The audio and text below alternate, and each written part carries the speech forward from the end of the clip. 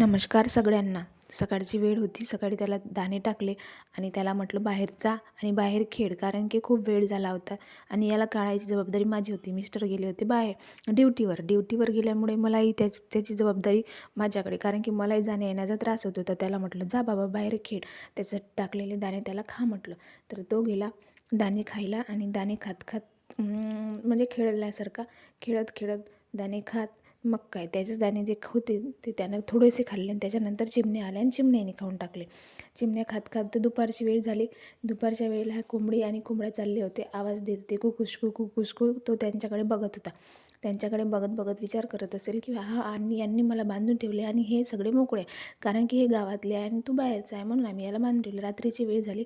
मुलाने त्याला पकडायचा भीती वाटत होती, तरी पण त्याच्या बाबांनी त्याला जबरदस्तीने पकडायला लावला आणि त्याला पकडायचंच होतं. खूप त्याला भीती वाटत होती. जड होता कोंबडा, तर त्याला वाटत होतं की हा पडेल की काय. पण त्याने पकडला आणि त्याला बांधून आणि त्याला झाकून ठेवायचा प्लॅन केला.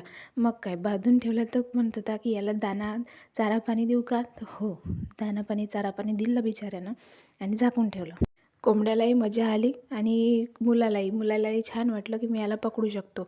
मुलाला पहिलं भीती वाटत होती, पण त्याने पकडलं आणि त्याला आणून ठेवलं, कारण की त्याला खूप मजा वाटत होती. मग काय, आवडल्यास व्हिडिओ लाईक करा, शेअर करा, सबस्क्राईब करा. Bye bye.